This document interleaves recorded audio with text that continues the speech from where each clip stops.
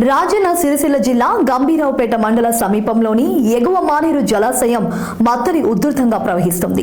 జలాశయాన్ని black Congress party అధ్యక్షులు Dommati Narasayya Congress party నాయకులతో కలిసి పరిశీలించారు. అనంతరం జలాశయం వద్ద గంగమ్మ తల్లికి పూజలు నిర్వహించి మొక్కులు చెల్లించుకున్నారు. ఈ సందర్భంగా నరసయ్య మాట్లాడుతూ ప్రతిపక్షాలపై తీవ్ర విమర్శలు చేశారు. రాష్ట్రంలో వర్షాలపై కూడా ప్రతిపక్ష పార్టీలు రాజకీయం చేశారని విమర్శించారు. ఇప్పటికైనా ప్రతిపక్ష పార్టీలు విమర్శలు మానుకోవాలని నరసయ్య హెచ్చరించారు. రాష్ట్ర వ్యాప్తంగా అర్హులైన ప్రతి రైతుకు రుణమాఫీ చేసి తీరుతామని హామీ ఇచ్చారు.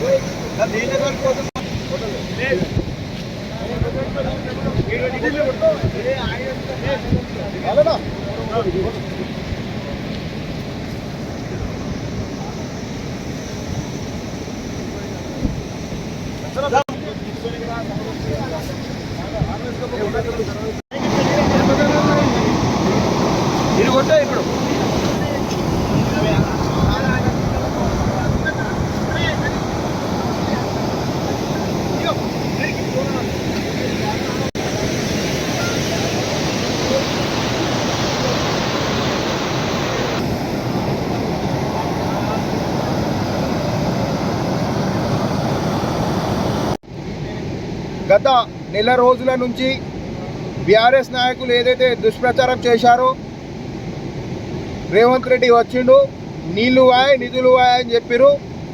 దాన్ని తుంగలో తొక్కుతూ ఆ భగవంతుడు నిజంగా రేవంత్ రెడ్డి గారిని ఈ రాష్ట్ర ప్రజలను ఆశీర్వదించడానికి కేవలం 2 రోజులలో తెలంగాణ రాష్ట్రంలో ఉన్నటువంటి అన్ని జలాశయాలలో నీళ్లతో కలకాడలాడే విధంగా ఈరోజు కరుణించడం జరిగింది. ఈ సందర్భంగా ఆ దేవునికి ప్రత్యేక, ఈ గంగమ్మ తల్లికి ప్రత్యేక పూజలు చేయడం జరిగింది మేమందరము. మరి ఇప్పటికైనా బీఆర్ఎస్ నాయకులు విమర్శలు మానుకొని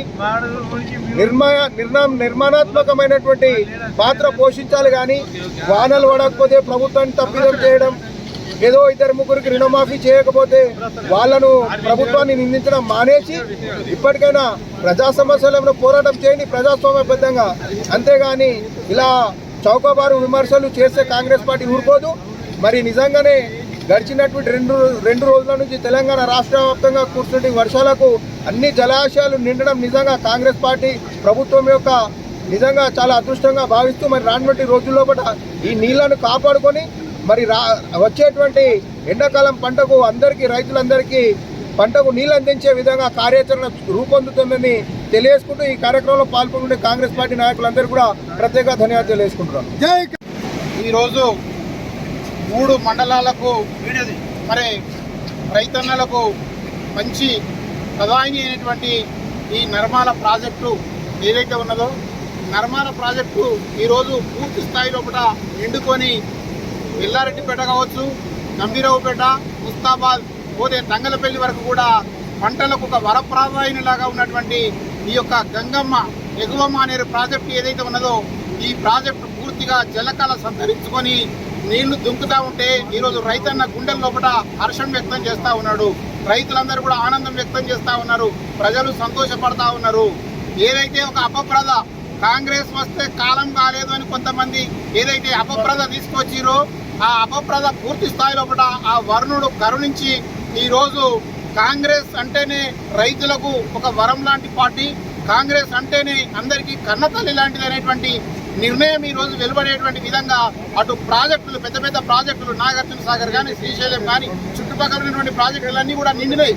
కొద్దిగా మనకు ఆలస్యమైనప్పటికీ ఆ వర్ణదేవుడు పూర్తి స్థాయిలో కూడా కరుణించి ఈరోజు మనకు ఈ యొక్క పూర్తి స్థాయిలో కూడా ప్రాజెక్టు నిండడం నిజంగా కూడా చాలా సంతోషకరం.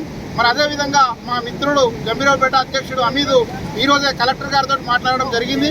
లింగన్నపేట పైన ఉన్నటువంటి కాజ్వే ఏదైతే ఉన్నదో దాన్ని తొందరగా పూర్తి చేయాలని కూడా చెప్పడం జరిగింది. వీటన్నిటికీ కూడా ఈరోజు చాలా సంతోషం. ఈ గంగమ్మ తల్లికి ప్రత్యేకంగా ధన్యవాదాలు కూడా తెలియజేస్తా ఉన్నాము. జై కాంగ్రెస్.